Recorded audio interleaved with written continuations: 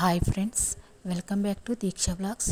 ఈరోజు మనం ఆంధ్ర స్టైల్లో ఎంతో టేస్టీగా రుచికరంగా చేపల పులుసును తయారు చేసుకునే విధానం చూద్దాం.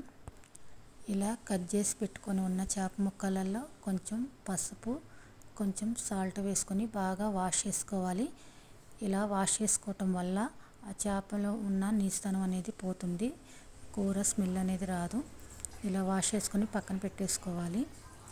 తర్వాత మనము ఒక పెద్ద నిమ్మకాయ సైజ్ అంతా చింతపండుని తీసుకొని దాన్ని నీటిలో వేసి నానబెట్టుకొని దీన్ని పక్కన పెట్టుకోవాలి. తర్వాత చేప ముక్కల్లో కొంచెం పసుపు, రుచికి సరిపడా సాల్ట్, ఒక స్పూన్ కారం వేసుకొని బాగా కలుపుకోవాలి. ఇలా కలుపుకోవటం వల్ల ముక్క అనేది చప్పదనం లేకుండా ఉప్పు కారం బాగా పట్టి చాలా టేస్టీగా రుచి ఉంటుంది. ఇలా కలుపుకొని ఒక మూత పెట్టుకొని పక్కన పెట్టేసుకోవాలి. ఇప్పుడు మనం ఒక మిక్సీ జార్ని తీసుకొని దానిలోనికి జీలకర్ర, ధనియాలు, మెంతులు పచ్చివి వేయించి గ్రైండ్ చేసుకుని తర్వాత ఒక 5-6 వెల్లుల్లి రబ్బలు కూడా వేసి గ్రైండ్ చేసుకోవాలి. తర్వాత ముందుగా నానబెట్టుకొని ఉన్న గసగసాలను కూడా వేసుకొని పేస్ట్ చేసుకొని దీన్ని కూడా పక్కన పెట్టేసుకోవాలి. ఇలా ఈ గసగసాలను కూడా పక్కన పెట్టుకున్న తర్వాత ఒక 3 టమాటాలను తీసుకొని వీటిని కూడా పేస్ట్ చేసుకొని పక్కన పెట్టుకోవాలి. తర్వాత ముందుగా స్టవ్ ఆన్ చేసుకొని బాండీ పెట్టుకొని దానిలోనే ఆయిల్ వేసుకొని ముందుగా తరిగి పెట్టుకొని ఉన్న ఉల్లిపాయ ముక్కలు, పచ్చిమిర్చి ముక్కలు వేసుకొని బాగా ఫ్రై చేసుకోవాలి. వాటిలో ఉన్న పచ్చి వాసన పోయేలాగా మనం బాగా ఫ్రై చేసుకోవాలి. ఇలా బాగా కలుపుకుంటూ ఆయిల్ పైకి తేలేంత వరకు ఫ్రై చేసుకోవాలి. తర్వాత టమాటా ప్యూరీని కూడా వేసుకోవాలి. వేసుకొని దీన్ని కూడా బాగా కలుపుకోవాలి. ఇది కూడా పచ్చివాసన పోయేంత వరకు ఆయిల్ పైకి తేలేంత వరకు ఫ్రై చేసుకోవాలి. తర్వాత మనం ముందుగానే కలిపి పెట్టుకొని ఉన్న మసాలా పేస్ట్ని కూడా యాడ్ చేసుకోవాలి. దీన్ని కూడా బాగా కలుపుకొని బాగా ఆయిల్లో ఫ్రై చేసుకోవాలి. ఆయిల్ పైకి తేలేంత వరకు వీటిని ఫ్రై చేసుకోవాలి. ఇలా మధ్య మధ్యలో తిప్పుకుంటూ ఉండాలి, లేకపోతే అడుగు మాడుతుందండి. ఇలా కలుపుకుంటూ వీటిని ఫ్రై చేసుకోవాలి.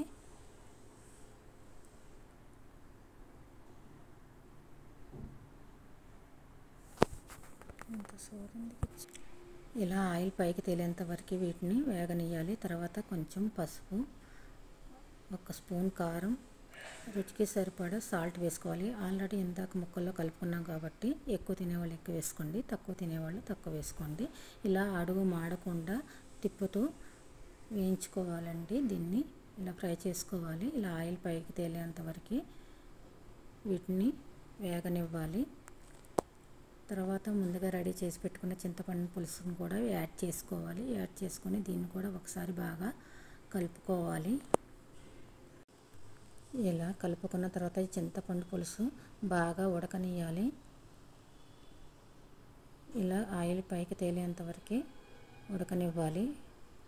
తర్వాత మనం ముందుగానే రెడీ చేసి పెట్టుకొని ఉన్న చేప ముక్కలను కూడా వీటిలో ఒక్కోటి బాండీలోకి అమర్చాలి. ఇలా చేప ముక్కలన్నీ ఒకటొకటి అమర్చాలి. ఎప్పుడైనా సరే చేపల పులుసుకి వెడల్పాటి బాండీ తీసుకుంటే మనకి కన్వీనియంట్గా ఉంటుందండి కర్రీ చేసుకోవటానికి. ఇలా అమర్చుకోవాలి. ఎప్పుడైనా సరే చేపల పులుసుని గరిటెతో కలపకూడదు. ఇలా క్లాత్ పెట్టి ఇలా తిప్పుకోవాలండి. లేకపోతే గరిటెతో కలపటం వల్ల ముక్క అనేది చితికిపోతుంది. ఇలా చేసుకోవటం వల్ల ముక్క పర్ఫెక్ట్గా ఉంటుంది. కొంచెం కొత్తిమీర వేసుకున్న తర్వాత ఒక 2 మినిట్స్ ఉడకనివ్వాలండి.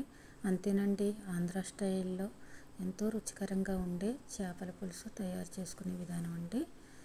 మీరు ఒకసారి ట్రై చేయండి. చూడండి ముక్క ఎంత పర్ఫెక్ట్గా ఉడికిందో, గ్రేవీ కూడా చాలా బాగా వచ్చిందండి. పులుసు కూడా మీరు ఒకసారి ట్రై చేయండి. ట్రై చేసిన తర్వాత మీకు నచ్చింది అనుకుంటే లైక్ చేయండి,